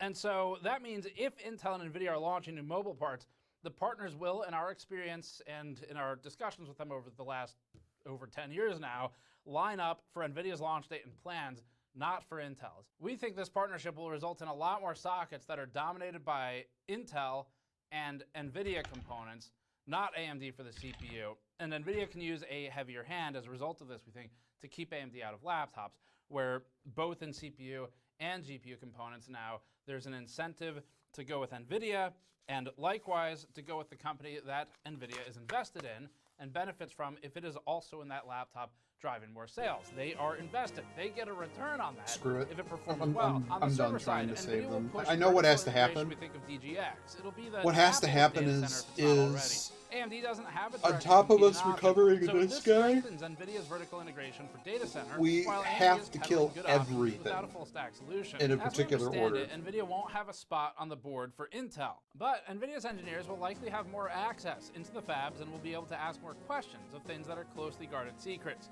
If they own that much of Intel, it's a lot tighter between them. This points toward, we think, more vertical integration of the data center, probably claiming more sockets and laptops to keep AMD out, and OEMs will always prioritize NVIDIA over AMD. It's a better brand to attach to make money, and it's better marketing. And historically, laptop makers haven't had a particular reason to push AMD or Intel for the CPU. They mostly align to the GPU and ride those coattails, and that's NVIDIA. And now there'll be more Intel couplings with those GPUs. There's now also more reason to swing recommendations for Intel because NVIDIA is invested and biased and will influence its partners directly from everything we've ever seen in reporting on how NVIDIA treats its partners. There was a time a few years ago that an NVIDIA laptop PM, and I've said this before, happily told us that NVIDIA would work to, quote, turn the screws, end quote, on laptop makers for compliance with some of NVIDIA's then new requirements. And that this statement could even be said to media without hesitation was crazy enough as it was, but it shows NVIDIA's mentality here. NVIDIA has some pretty strong levers here that it can pull for compliance. It has marketing development fund, which is effectively money that's given to manufacturers, and that money is used for things like marketing. It could be buying ads from YouTubers, for example, but they might be branded as ASUS advertisements or whatever. So it has MDF, Marketing Development Fund, that's a lever. It also has allocation, that's a big one. That's one that EVGA complained a lot about, how they had to play by these rules to ensure they got allocation that would put them at a competitive advantage against the other board partners in the space. And as they said to us, allocation was used as a means to kind of keep the board partners fighting each other over who would get whatever scraps might be left from a run. We would guess then that the laptop makers who use Intel plus NVIDIA solutions, because NVIDIA makes money now if this goes through from Intel sales, we guess that the laptop makers using those two together would probably get more allocation, or in the very least, NVIDIA would be incentivized to give them more allocation, rather than AMD CPU-driven components, regardless of whose CPU is better at a given task. Another thing here to give you some insight into NVIDIA is we previously tested a laptop. I can't give a ton of detail on this, but we tested a laptop that had an NVIDIA GPU in it. We received panicked word from the vendor, who needed it back immediately because NVIDIA needed it back and was pressuring the vendor. And the threat that we were told about by the vendor was that NVIDIA would withhold its supply of chips until the unit was received back. And that's because there was something wrong about it. I still, to this day, don't know exactly what it was. We took imaging in case we ever find the time to try and figure it out. But you know, it's an example of where allocation can be used as a lever, as reported to us by one of NVIDIA's partners. One thing that's interesting here is there is a bit of a throwback to Microsoft and Apple, where Microsoft threw Apple multiple lifelines, one of which was Office on Mac, to keep them alive so that Microsoft didn't get stuck in a monopoly, and it kept a perceived competitor alive. Now, that worked out for Apple eventually. It took quite a while. NVIDIA doesn't want to be the only GPU brand on the market. And so there's some parallels here with Apple. Now, we view this, the acquisition of part of Intel by NVIDIA, as an anti-competitive and a monopolistic move. And based on what manufacturers have told us over the last 10 years, including EVGA, MSI, ASUS, various laptop manufacturers, system integrators or SIs and OEMs, NVIDIA sounds to be a vindictive company that leverages the desired chip supply, the allocation, in addition to potentially marketing development funds to get what it wants and to enforce its standards, as we reported on with the EVGA story. NVIDIA itself told us again directly that it, quote, turns the screws, end quote, on laptop makers, reinforcing some of this. And that was before the Intel collaboration for Intel parts that could now potentially block AMD, such as in laptops. And we've heard stories of Jensen Huang in the past, and I've reported on these too, but allegedly asking a room full of NVIDIA employees at the time, after a failed launch, quote, who did this to me, end quote, as the story was told to us. The company, we think, is controlling, and we've reported on how they've attempted to control the media like ours before. And this is another piece, we think, of its control. Ooh. So that's the news. That is NVIDIA's partial acquisition of a small piece of Intel that could have very deep effects for this industry, but also for data center. And we'll have, I'm sure, plenty more to say as we see if this goes through all the regulatory hurdles. But it does seem that everyone would be incentivized for it to go through. So that's it for this one. Thanks for watching. Subscribe for more. Go to store.gamersaccess.net to support us directly if you want to fund our ability to do this recording. We're getting into some territory, man. I'm pushing a lot of buttons right now, all at once. And we're going to see what comes back. So probably your support would be helpful if you feel like you can do it. You can grab one of these shirts. This is the Blind Eye.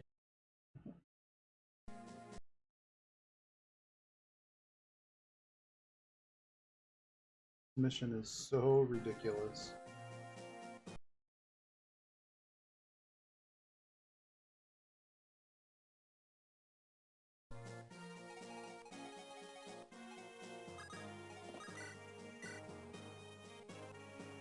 Oh, good old hit for 25.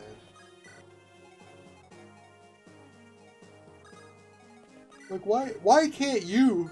I literally just got you. You don't do anything.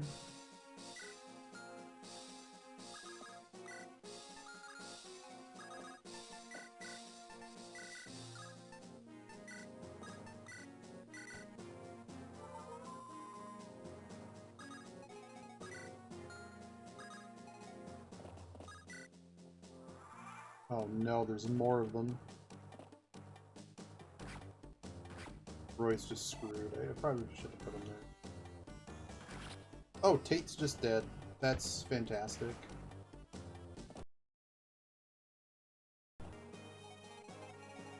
For real? I have to do this. I have to do this because you're a freaking moron? Wait, Tate didn't join me yet. Or because idiot needs to talk to them.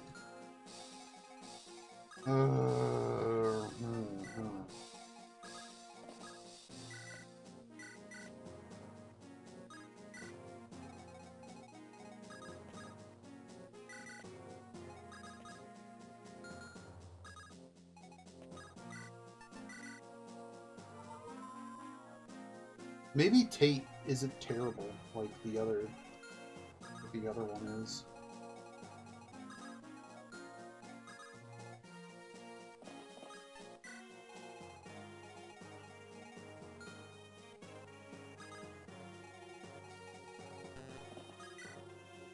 I do not lose any of these archers.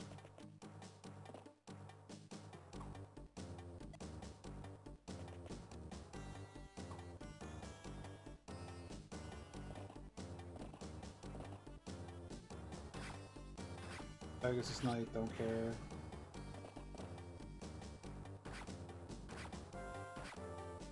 My healer needs to get up here.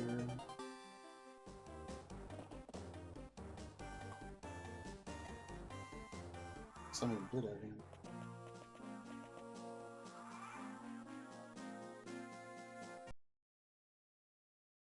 Okay.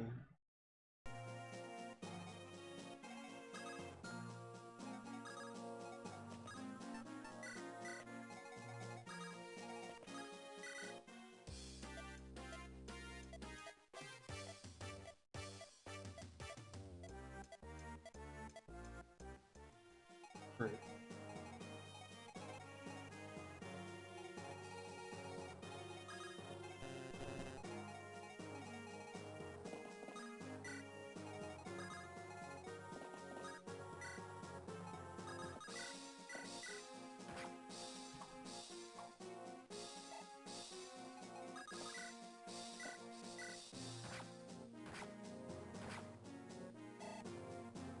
How bad of them. 50-50. Little 50-50 ball. Ken's got it covered. Are there enough people here to cover that? Doesn't matter. Or do you just go?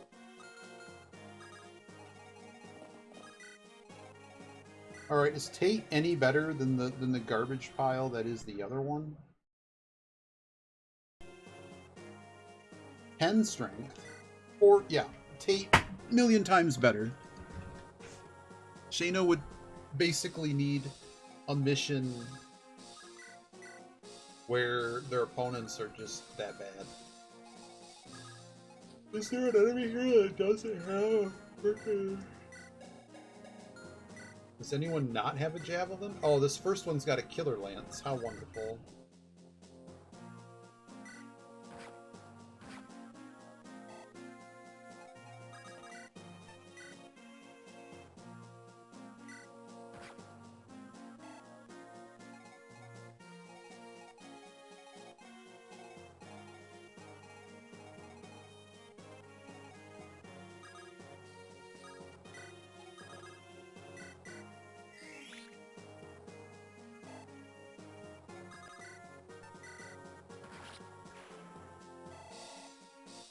What level is this mage anyway? Oh, he's one away.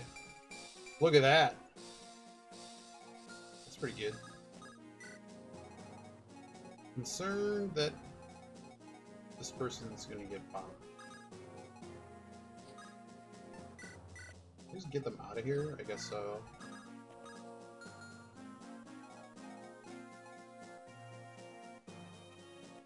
Does Fur actually have a reasonable chance at not getting destroyed? It might.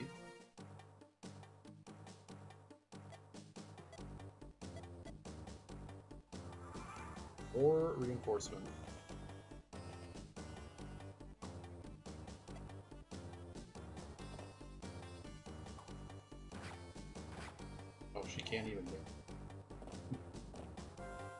Oh boy.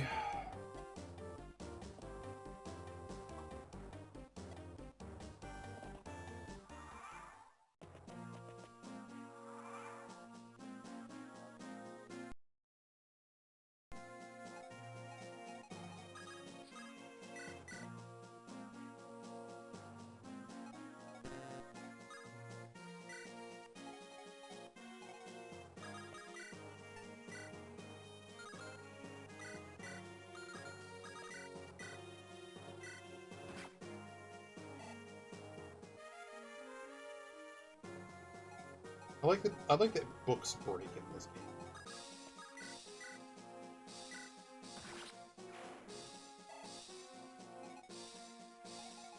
Just break the book.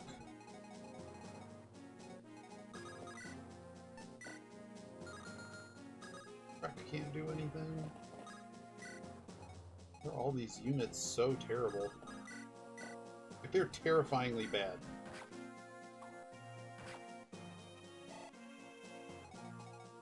In ways that I could never imagine how bad my units are.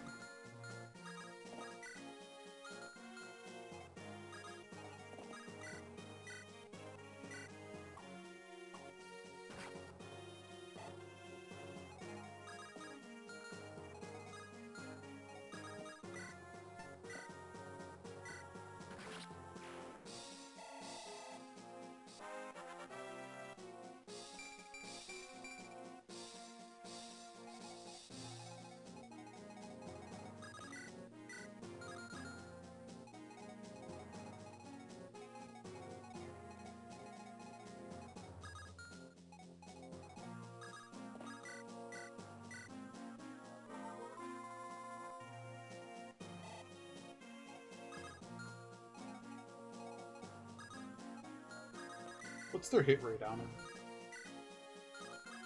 Kinda high.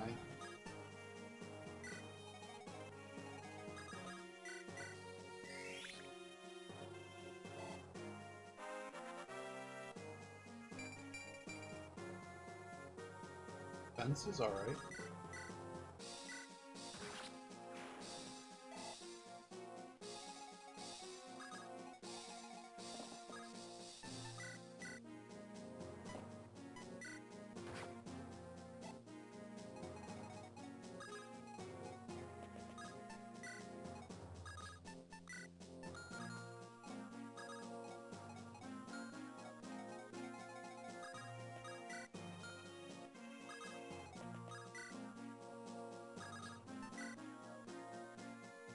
Oh my god!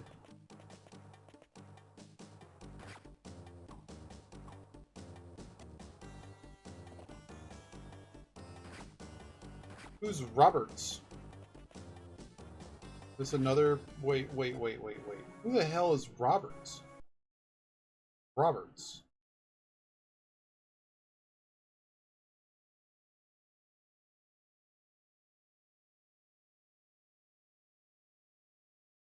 Fantastic.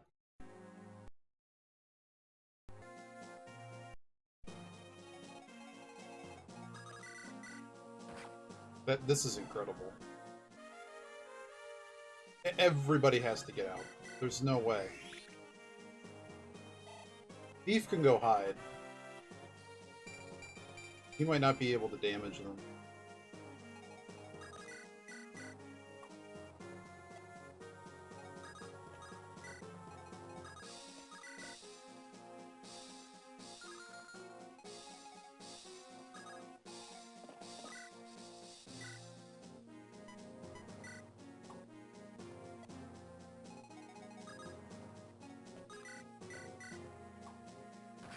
Everybody missing.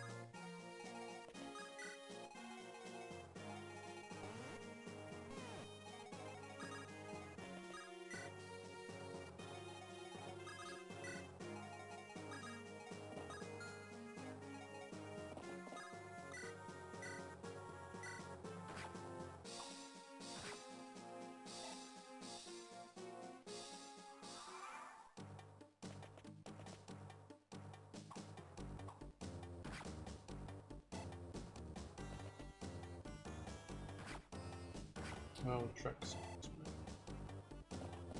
we'll see if he's screwed. Screwed, yeah. Trek is a piece of trash. Total trash. Being impatient. This mission's really bad. And this mission is testing my interest. Annoyed. Kind of just rough. Too many dumb surprises that you can't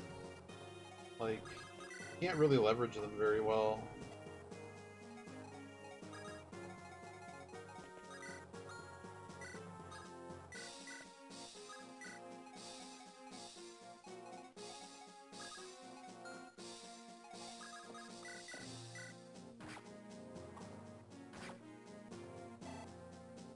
I don't know. Just not have Marcus go there, I guess. I don't know.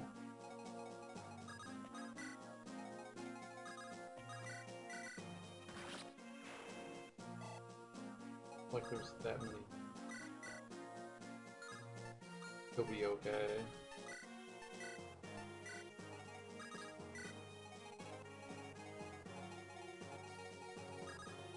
T-Wreck, more like get T-Wrecked.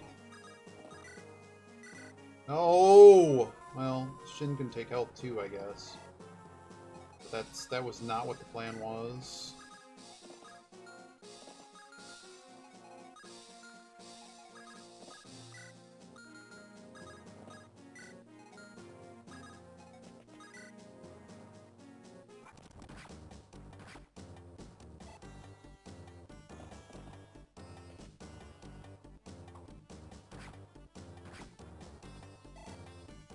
Okay, Shin got a level.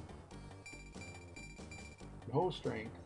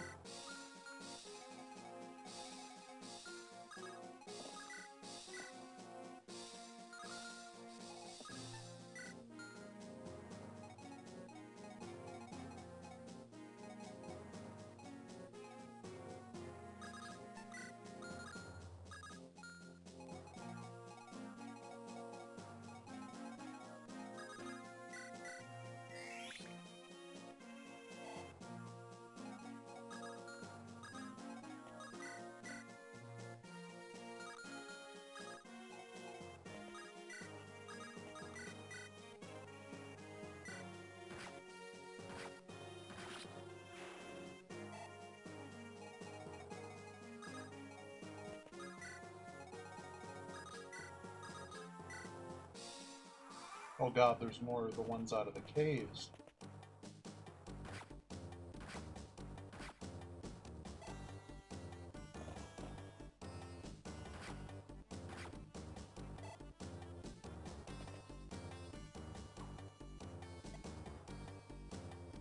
This is pure lunacy.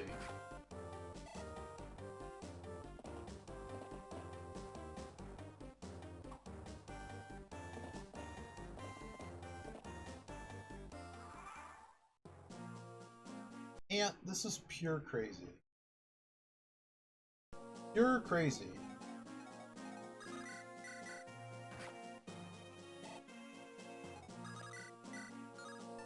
Bad Ike finishing? Of course not.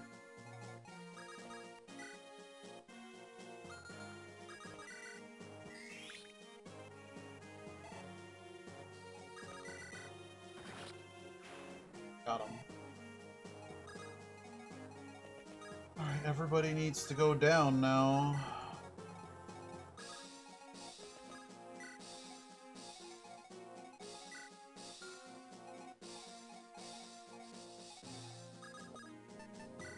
You might have to use the elixir.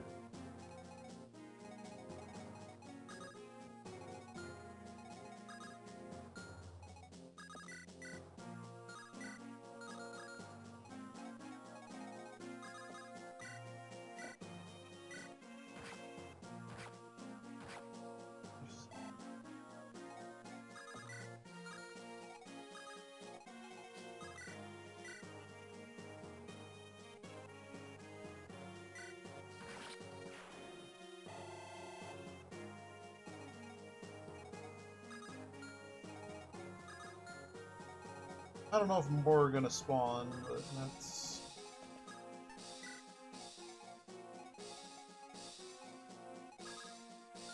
I suppose we can block them still.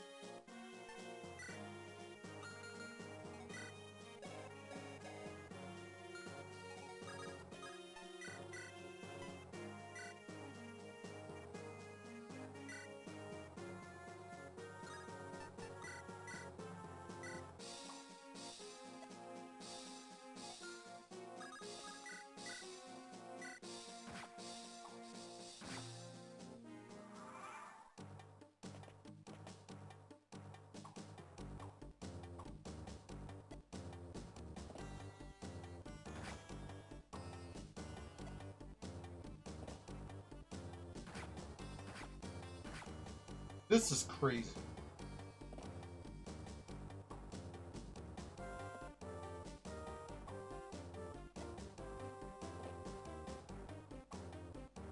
Like, I'm literally stuck here until we can somehow get rid of this mobile boss that they just unleashed on us with 50 health and nearly 20 strength. With a silver lance.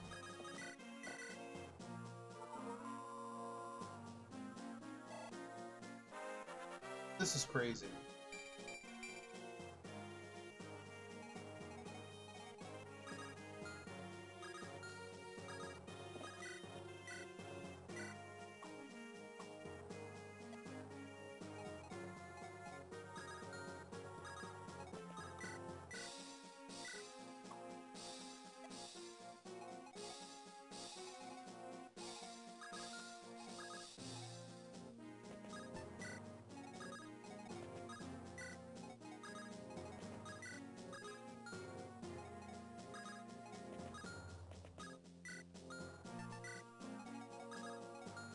And no one else can walk on a stupid mountain.